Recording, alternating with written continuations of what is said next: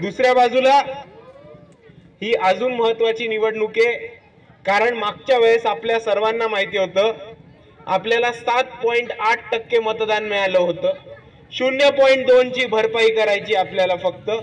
तर त्याच्यासाठी आपल्या सर्वांनी ताकदीने उभं राहून या निवडणुकीमध्ये मतदान करायचंय. आपल्या स्वतःची निवडणूक असल्यासारखी मतदान करायचंय. बाळासाहेब उभे असल्यासारखी मतदान करायचंय.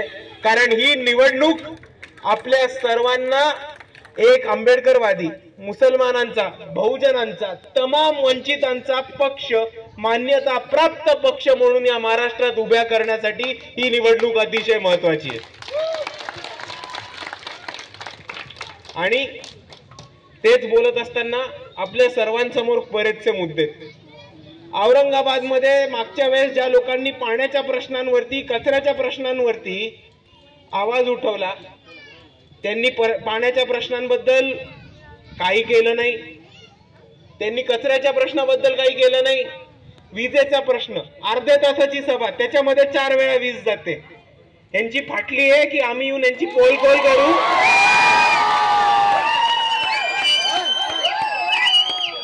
म्हणून हळूच मागणं लपून वीज कापतायत, समोर यांची यायची हिंमत नाही. दुसऱ्या बाजूला आपल्या दौलताबादचाच बघू. दौलताबादचा किल्ला होता, कितीतरी लोकांचं त्याच्यावरती रोजगार उपलब्ध होता, उपजीवनाचं साधन निर्माण होत होतं. एक अफसर आला, त्या अफसरांनी नवीन नियम बनवले आणि त्या ऑफिसरमुळे आपल्या सर्वांचे रोजगार गेले, अधिकार गेले, आपली नोकऱ्या गेल्या. आणि हा बदल घडवायचा असेल तर आपल्या सर्वांना अफसर खान यांची साथ द्यायला लागणार आहे. आणि अफसर खान निवडून आल्या औरंगाबादमध्ये आल्या आपण त्या ऑफिसरची, त्या अधिकाऱ्याची आपल्या दौलताबाद किल्ल्यामध्ये एंट्री बंद करू.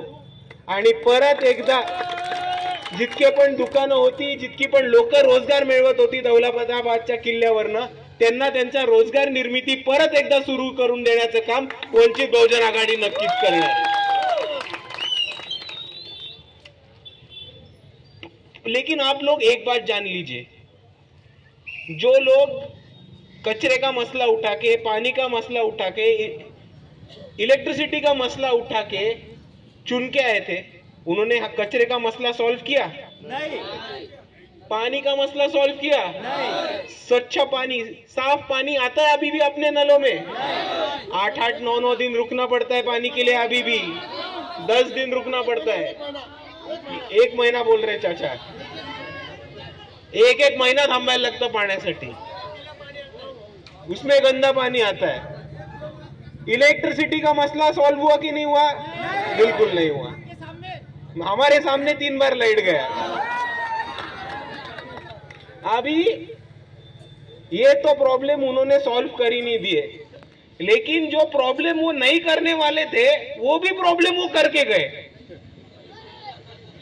वो बोल के गए थे कि औरंगाबाद का अगला खासदार मैं ही बनूंगा.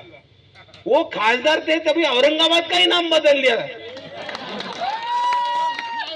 एक मुसलमान खासदार होने का क्या फायदा अगर औरंगाबाद का नाम तक टिका नहीं सके आप.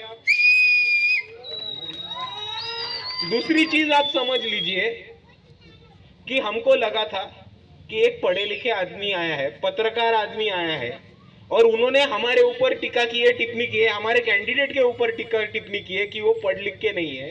पर लेकिन अगर आप पढ़ लिख के हुए भी तो फिर भी अगर कोई समीर खान का मुद्दा नहीं उठाता है तो आपके पढ़ लिखने का फायदा क्या हुआ, मेरे को ये बताओ.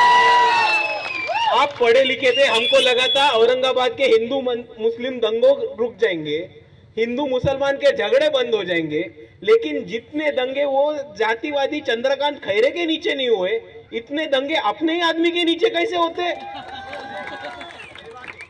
उतना ही नहीं तो देवेंद्र फडणवीस के साथ सेटिंग किया और समीर खान को इंसाफ मिलने से रोका है उन्होंने. आप एक चीज ध्यान में रखिए कि जिस आदमी को गोली लगी, एक्सरे में दिखा रहा है कि गोली यहां से घुसी है और यहां से निकली है, गोली आर पार निकली है. उन आदमी को इंसाफ दिलाने की बात तो दूर तक छोड़िए, फडणवीस के साथ, पुलिस प्रशासन के साथ झूठा सेटिंग किया। उनके अब्बू को ये बहला के बता के उनको दिशा भूल कर दिया उनका, कि पहले बोला एक्सीडेंट हुआ है, फिर बोला बैट लगा है, फिर बोला रॉड लगा है, फिर बोला पत्थरबाजी हुआ है। और ऐसे मसले में एक मुसलमान खासदार होने का क्या फायदा जब अपने ही नौजवान को अपन न्याय नहीं दिला सकते। एक पोस्टमार्टम सच्चा होना था, पुलिस इंक्वायरी होनी थी। आप खासदार चाहिए तो एसआईटी इंक्वायरी बिठा सकते थे, लेकिन एक आवाज नहीं उठाया। आवाज उठाना तो दूर की बात। जब वो उनका फैमिली कल के आम खास के सभा में आसादुद्दीन ओवैसी साहब को मिलने गए, वहां तक उनको आसाद साहब तक मिलने भी नहीं दिया। उनको ढकला गया, उनके घर के माओ बहनों को ढकला गया। जो बच्चा शहीद हुआ है समीर खान, उसके बैनर और फोटो तक फाड़े गए। और फिर बोले कि आसाद ओवैसी आपके घर पे आएंगे, और किसी को पता भी नहीं कि आसाद साहब कब औरंगाबाद छोड़ के वापस हैदराबाद निकल गए। तो आप ये चीज समझ लीजिए कि हमने हमारा हक का एक आदमी जो हमारे कौम के लिए, हमारे मजहब के लिए लड़ेगा, उसको चुन के दिया। लेकिन वही अगर देवेंद्र फडणवीस के साथ सेटिंग करके हमारे बच्चों को जेलों में डाल रहा है, हमारे बच्चों की जानों की हिफाजत नहीं कर पा रहा है, हमारे बच्चों को कॉम्बिंग ऑपरेशन करने के आदेश दे रहा है, तो उस ऐसे आदमी का क्या फायदा हुआ? आप मेरे को ये बताइए।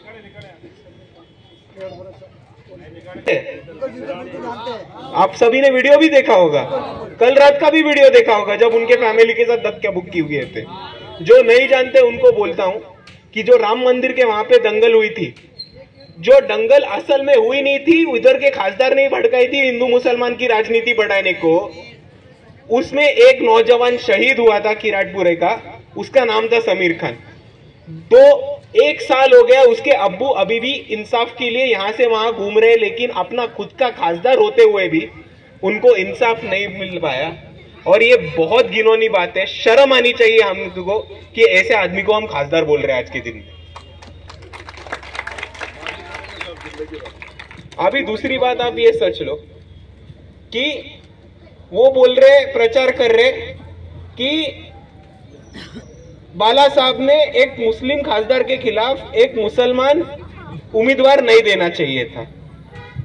पर ऐसा हुआ तो फिर आपने अबुल हसन के खिलाफ मुंबई में मुसलमान उम्मीदवार क्यों दिया? ऐसा था तो फारूक अहमद सर के खिलाफ नांदेड़ में मुसलमान उम्मीदवार क्यों दिया? जो नियम आपको लागू होते हैं वो नियम हमको लागू नहीं होते क्या?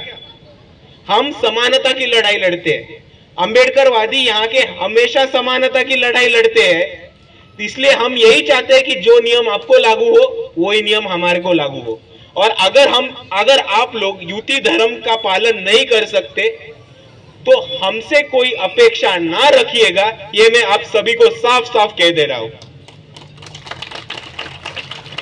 और दूसरी चीज ये कि हमेशा आप सभी ने देखा है कि बाला साहब और असादुद्दीन ओवैसी साहब, इनका हमेशा अच्छा नाता रहा है। बड़े भाई बोल के असादुद्दीन ओवैसी ने सोलापुर में उनको गोद में उठा लिया था। लेकिन उनके जो कुछ चुनिंदा लोग हैं, वो लोग इस दलित, बहुजन, वंचित और मुसलमान का जो युति हुआ है उसको तोड़ने की कोशिश कर रहे हैं। ये इस पे आप सब लोग गौर फरमाइएगा। हैदराबाद में हमेशा पूछती है और हम साथ भी देते हैं, असादुद्दीन ओवैसी साहब जो पार्लियामेंट में बोलते हैं, जो करते हैं, उसका हम लोग आज तक साथ भी देते आए हैं। और हैदराबाद में हम सब जानते हैं कि क्या करी मजलिस। लेकिन औरंगाबाद में मजलिस के ही कॉरपोरेटर ने बीजेपी और शिवसेना के लोगों को चुन के लाने का काम किया है। और ऐसे जो समाज के दलाल है उनको उठा के बाहर फेंक दीजिए, ये मैं आप सभी से गुजारिश करता हूं।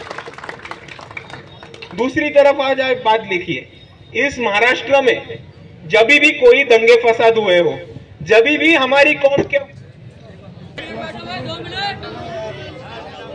गलाना है तो गलाओ। 4 जून के बाद हमारा ही वक्त है, फिर देख लेंगे सबको।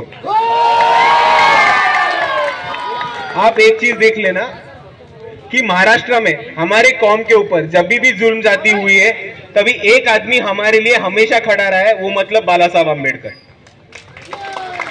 पहलू खान का मुद्दा हो, मोहम्मद अखलाक का मुद्दा हो, उसी तरह से कश्मीर में हुए आसिफा के साथ जो कांड हुआ उसका मसला हो, पुणे में दाढ़ी और टोपी रखने के लिए जो ट्रेन में हमारे नौजवान पे शूटिंग किया हो, रमजान के महीने में दिल्ली में जो नमाज पढ़ रहे थे, नमाज पढ़ते वक्त उनको लात मारने वाली पुलिस हो, उनके खिलाफ एक ही आदमी ने हमेशा आवाज उठाया है, वो है बाला साहब अंबेडकर। दूसरी तरफ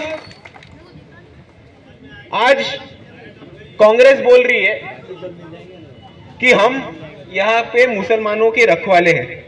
खाक रखवाले हो तुम, एनआरसी सीए का एक लफ्ज उठाने के लिए डरते हो।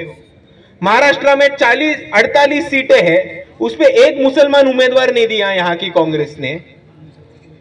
और दूसरी तरफ बाला साहब अंबेडकर है, जिन्होंने महाराष्ट्र की सरजमीन पर 6 मुसलमानों के उम्मीदवार खड़े किए और उसमें से एक औरंगाबाद का खासदार भी बनने वाले हैं। दूसरी बात यह कि मोहम्मद पैगंबर बिल लाने का मसला, एनआरसी सीए के खिलाफ महाराष्ट्र बंद करने का इशू हो, या फलस्तीन में हुई अटैक्स के खिलाफ एक मोर्चा निकालने का काम और फलस्तीन की आवाम के लिए दुआ में शांति और अमन मांगने का काम ये बाला साहब अंबेडकर ने किया है। और महाराष्ट्र में किसी और नेता में दम नहीं है जो खुल के फलस्तीन की आवाम की खुशहाली के लिए बात करेगा।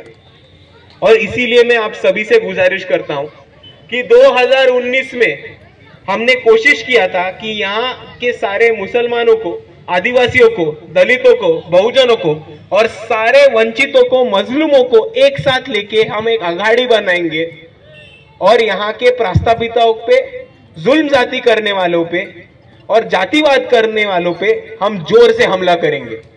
उसी मकसद से हमने एक आदमी को खासदार बन के औरंगाबाद से चुना था, लेकिन बाला साहब अंबेडकर ने जो हमारे सब के लिए सीढ़ी खड़ी की थी, वो सीढ़ी चढ़ के पार्लियामेंट में पहुंच गए और उन्होंने वो सीढ़ी को लात मारने का काम औरंगाबाद में कर दिया। और इसी वजह से वंचित के 30-35 एमएलए चुन के आते थे, एआईएमआईएम के खुद 10-15 एमएलए चुन के आते थे, लेकिन सबका पत्ता कट करने के लिए महाराष्ट्र के एआईएमआईएम के सदर साहब जिम्मेदार है। ये मैं आपके सबके सामने बयां करना चाहता हूं। और इसीलिए मैं आप सभी से गुजारिश करना चाहता हूं कि ये आने वाले वक्त में हम सबको एक साथ मिलकर लड़ना होगा और इंशाअल्लाह जीतना होगा। और इसीलिए मैं आप सभी से यही गुजारिश करना चाहता हूं कि आने वाले वक्त में हम सब जुट जाएंगे, वंचित बहुजन आघाड़ी के उम्मीदवार से ज्यादा वोटों से जिताएंगे। क्योंकि आप एक चीज समझ लीजिए, आज यहाँ पे युति पार्टियों से ज्यादा महत्वपूर्ण जो युति है वो 2 कौम के बीच में की युति है, 2 समाजों के बीच में युति है। और इस जंग में अगर कोई मुसलमान समाज का सच्चा हमदर्द होगा तो वो यहाँ का अंबेडकरवादी समाज होगा और कोई नहीं है। क्योंकि जब भी हमारे कौम पे हमला होता है, हमारे बच्चों को अरेस्ट किया जाता है, कोम्बिंग ऑपरेशंस किया जाता है, मॉब लिंचिंग होता है, या मुसलमानों का इशू लेके आगे आने का वक्त आता है, तो इस जंग में हमेशा आपके साथ एक लोग रहते हैं, वो है अंबेडकरवादी। दूसरी तरफ हमारा रिश्ता ये सिर्फ पॉलिटिकल नहीं, ये सामाजिक भी है और इसी तरह से आगे बढ़ेंगे। और ये जो रिश्ता है वो पॉलिटिकल है, सामाजिक है, इकोनॉमिकल भी है। कितने सारे ऐसे धंधे हैं जो रोजगार है, जो दलित भाई और मुसलमान भाई मिलके करते हैं, चलाते हैं। आप एक ही उदाहरण देख लो, जितना गोश्त ईद पे बिकता उतना ही गोश्त जयंती पे भी बिकता। तो ये जो रिश्ता है हमको आके जाके बरकरार रखना होगा, इलेक्शन तक के नहीं, आने वाले हर मुश्किल वक्त में ये रिश्ता बरकरार रखना होगा। और अगर हम सब एक साथ जुड़ के रहेंगे तो हमारा कोई भी बाल वाकड़ा नहीं कर सकता, ये चीज आप लोग समझ लें। और इसीलिए मैं आप सभी से दरख्वास्त करता हूं कि आने वाली 13 तारीख को आप ज्यादा से ज्यादा वोटों के साथ अफसर खान को औरंगाबाद का खासदार बनाए और हम सब मिलके वापस भारत की संविधान को, लोकशाही को और अमन शांति को बचाने का काम करेंगे। इतना मैं आप सभी के साथ बोलता हूं और रुक जाता हूं। अब सभी को जय भीम, खुदा हाफिज।